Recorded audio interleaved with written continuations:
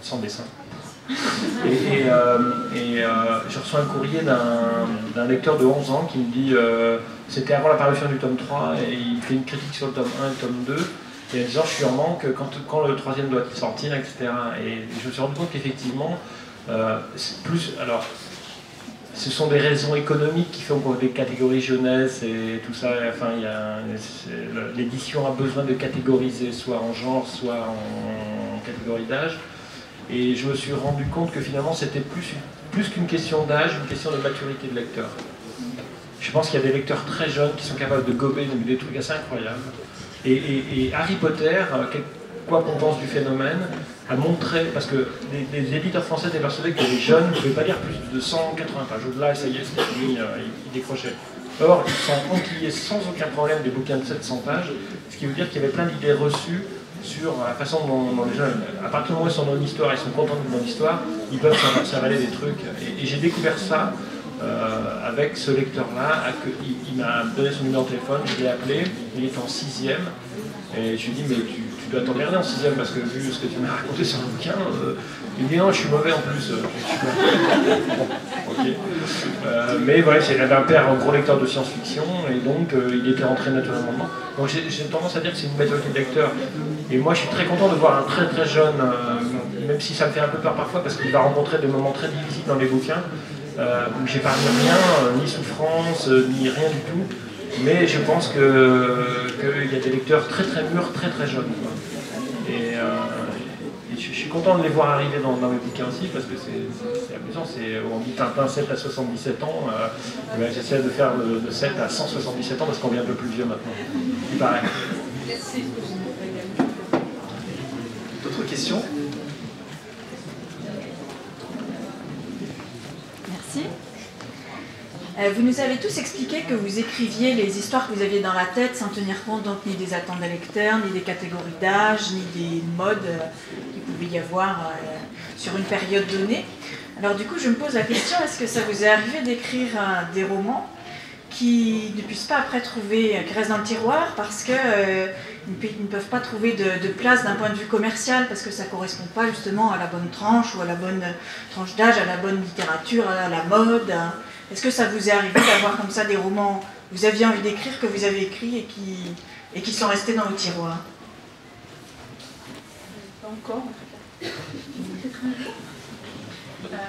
Moi, j'ai pas le même passif, la même expérience en la matière, mais j'en ai en effet un pour le moment qui ne trouve pas encore d'éditeur. En même temps, je pense qu'il ne faut pas se presser pour ces choses-là, justement, et que ce serait un peu drastique de dire ça y est, il n'a pas trouvé d'éditeur, mais je crois qu'il y a parfois des choses qu'on a envie de raconter qui ne rentrent pas dans une case donnée, mais tout est une question de rencontre en fait. Et je pense qu'un éditeur et un manuscrit, ça correspond ou ça ne correspond pas pour tout un tas de raisons. Aussi bien la qualité que les affinités, que les goûts. Je pense qu'une maison d'édition, c'est aussi le reflet de la personne qui fait ses choix en matière littéraire. Donc voilà, mais j'ai aucun regret par rapport à ça. Je veux dire, justement, il faut écrire et qui sait, dans 5-6 ans, c'est ça qui est bien avec l'écriture, on n'est pas pressé. Après, ça dépend du statut de l'auteur, parce que si vous avez signé un contrat avant d'écrire, c'est tout à fait différent de si vous écrivez en recherche un contrat après. Ça change complètement les choses, parce que l'éditeur va être beaucoup plus attentif à ce que vous écrivez, et même si c'est partiellement raté, il va vous faire retravailler pour que ça puisse, parce que lui, il a investi aussi quelque part. Donc il va reprendre le manuscrit, il va dire là ça va pas, et peut-être il y a un changement de structure, ou bien ceci, cela, mais il va faire en sorte que ça soit publiable, je pense. Parce qu'encore une fois, c'est un investissement. Moi j'ai un roman qui n'a jamais trouvé de preneur, mais c'est un roman de littérature générale, donc je ne suis pas fait pour apparemment. Ça confirme ce que je pensais. Bien qu'il y ait un élément fantastique dedans, mais voilà, que personne n'a voulu parce qu'il était trop différent de ce que je faisais. Pour moi, c'était une sorte d'exutoire, et puis bon, il est toujours resté. Mais là, il y a un IUT du livre de La Roche-sur-Yon qui veut le publier. Donc, je suis vraiment fier. Donc, j'en aurais plus du coup. Non, mais j'ai vu, pour ça, je m'évite ce genre de problème, voilà, en développant déjà une idée, un univers, et c'est avec ça que je vais me retrouver à frapper la porte des éditeurs, et j'attends de trouver celui qui s'engagera là-dessus. Je n'écris pas le livre complet voilà, pour m'éviter ce genre de découverte. typiquement, on propose un projet à un éditeur, même si on n'a pas tout dans le détail, on va apporter une grande idée et puis il accroche ou il n'accroche pas. Mais oui, mais en plus, l'éditeur connaît l'auteur. Donc, voilà, quand on a publié, c'est beaucoup plus facile, c'est évident. C'est la première édition, la première publication qui est très difficile parce que là, on arrive de nulle part.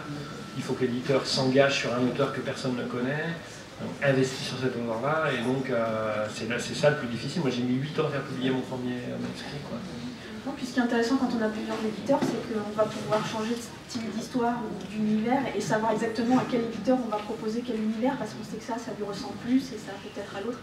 Ça permet aussi d'explorer d'autres choses et de se balader dans notre imaginaire, tout en sachant qu'on répond quand même à une certaine forme d'attente de différentes équipes éditoriales. Tiens, encore une question? Quand est-ce qu'on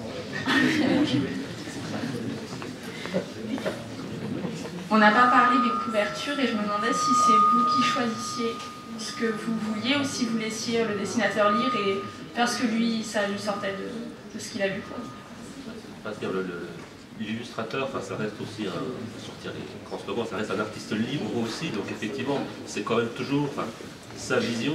Après, il arrive de temps en temps, quand on le connaît, etc., il peut nous montrer la progression de son travail et on peut éventuellement, à l'étape des croquis, éventuellement donner un avis, orienter, mais sachant qu'en dernier recours, voilà, l'illustrateur va donner sa vision d'une scène, d'un livre.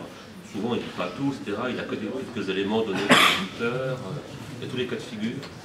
Il y a aussi des cas de figure parfois où on n'a pas notre point à dire et on découvre au final, alors que ça nous plaise ou non, ça c'est autre chose, c'est plus personnel, mais voilà, il arrive plusieurs de mes livres, je ne dirais pas lesquels, je déteste les couvertures, voilà.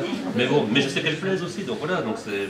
Mais enfin voilà, de manière générale, non, l'illustrateur est entièrement libre de donner. Alors, il faudra avoir des indications plus ou moins pressantes de l'éditeur aussi, mais enfin, de manière générale, ça reste oui, ça se prend totale liberté, il me semble. Oui, globalement. Par exemple, je travaille ici, c'est un illustrateur qui s'appelle Jess, qui est un auteur de bande dessinée, qui d'ailleurs ne veut plus faire de livres, mais moi je suis content qu'il fasse les miens encore. Et qui, comme il me connaît, il lit les livres avant lui. Il fait partie des illustrateurs qui lisent les livres, et il me propose quelque chose. Et des fois, je ne suis pas d'accord avec lui. Il dit, ben non, là tu en dis trop, pas assez, ou je ne sais pas. Mais on en discute et après, il fait un travail final. Ça, c'est quand on a la chance de bien connaître l'illustrateur et qu'on est en confiance avec lui et qu'on sait qu'il illustre bien son imaginaire. Après, là, c'est un Suisse qui s'appelle Sylvain Lumière, donc ça, c'est différent. Là, c'est un travail avec l'éditeur et il me propose de temps en temps l'avancée du travail, comme disait Johan. Après, il y a des autres éditeurs qui travaillent avec des cabinets graphiques, comme le Diable Vauvert. Et au Diable Vauvert, par exemple, sur un roman, le cabinet graphique va proposer 4-5 couvertures. Et là, on va se mettre d'accord avec l'éditrice pour savoir laquelle correspond le mieux au livre. Donc, c'est vrai qu'il y a des cas de figure. Sur le poche, c'est encore différent, parce que sur le poche, ce sont des contrats d'éditeur à éditeur et on n'a pas grand-chose à dire, quoi. On a le bouquin, on reçoit le bouquin, tiens, c'est une mail de poche. Et voilà, qu'on soit d'accord avec la couve, ça ne change rien. Donc, c'est vrai qu'il y a tout un tas de cas de figure. Dans mon cas, Benjamin Carré m'a fait 5 couvertures. C'est magnifique, Benjamin Carré. Ah ouais, et donc maintenant, on commence à avoir un peu l'habitude. Donc on s'envoie des mails. Au début, on ne le faisait pas. Hein. Ça passait par l'éditeur, ensuite par moi qui faisais mon avis, qui repassait par l'éditeur. Puis là, par exemple, pour celle-là, il me dit il faut dessiner l'ombre. Alors il me dit qu'est-ce que c'est l'ombre? Alors je lui ai envoyé le passage du livre spécifique en privé qui décrit l'ombre, et donc il a fait. Mais je lui fais vraiment une confiance énorme, donc j'aime bien aussi l'émotion. L'émotion qu'on peut avoir quand on reçoit une couverture et qu'on ne sait pas encore exactement à quoi elle peut ressembler. On a donné des indications, donc on sait que ça va être cadré à peu près. Mais ensuite, l'illustrateur se lâche, il voit les choses à sa façon, il va les interpréter à sa manière. Et d'un seul coup, on reçoit des couvertures. Ça fait un coup au cœur, quoi. Quand c'est vraiment réussi, d'un seul coup, il y a quelque chose qui prend vie. Oui, aussi. Mais j'ai de la chance avec Benjamin, je suis quand même à l'abri de ce genre de surprise. Donc c'est vrai que là, par exemple, ça c'est 2 couvertures de Benjamin Carré. À chaque fois que je les ai reçues, ça a été une émotion de découvrir comment il voyait les choses et donner vie au personnage qu'on a imaginé. Donc là, c'est plutôt hyper positif. Et de même, c'est Mia qui a fait les illustrations, donc, qui est mangaka en fait chez Hachette. Et en fait, c'est une amie depuis que j'ai 15 ans. Et quand j'ai été publiée, je lui ai dit est-ce que ça t'intéresserait éventuellement? Et on s'est arrangé avec mon éditrice qui a aimé, qui était d'accord, et on a eu la chance d'avoir beaucoup de liberté en fait dans l'illustration, même s'il y avait des indications sur la scène. Et c'est vraiment un plaisir d'avoir pu faire communiquer comme ça nos univers. Et maintenant, on a des travaux en fait en scénario sur ses propres mangas. Donc voilà, on a cette communication qu'on espère garder pendant encore longtemps. Et ce qui est étonnant dans la couverture, c'est exactement comme la réaction face au bouquin. Il y a nous, on adore une couverture et les gens disent putain, elle est nulle votre couverture. Non, mais elle est bien quand même. Non, elle est nulle, hein. Franchement, naze. Et des fois, nous, on a l'impression que la couverture est vraiment naze. Et le mec, vachement belle votre couverture. Et ça, c'est les éditeurs, ils ont beaucoup de mal avec ça parce qu'ils savent pas. C'est subjectif. Ouais, c'est complètement subjectif. Il n'y a pas de secret de réussite de couverture. Voilà. Une couverture, c'est comme des romans. On les met sur la disposition des gens et les gens prennent ou prennent pas. Bien, merci. Et alors, je vais poser une dernière question qui a prouvé que je n'ai rien compris à ce que vous avez dit. Vos prochains projets, c'est jeunesse ou pas? Dès que j'aurai terminé le roman adulte que je suis en train d'écrire, oui, parce que je vais clôturer avec un 4e tome cette série-là. Effectivement, donc je trouve ça jeunesse. Mais bon, ça se lit à tout âge. Oui, moi là j'ai 3 projets en cours. Et c'est 3 jeunesses. J'ai un projet jeunesse et un projet adulte, justement en littérature générale, donc on verra. Et moi j'ai un projet vieillesse. C'est facile parce qu'on refait toujours la même phrase parce qu'ils oublient au fur et à mesure, donc c'est le plus facile à écrire.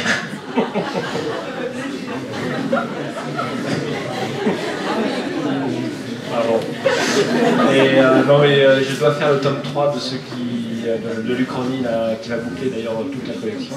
Du coup, c'est un peu dommage que la collection s'arrête. Et puis après, voilà, je suis dans ce cycle-là qui est un cycle pour tout le monde. De 7 à 177. Bien, merci beaucoup d'être venus. Merci à vous tous.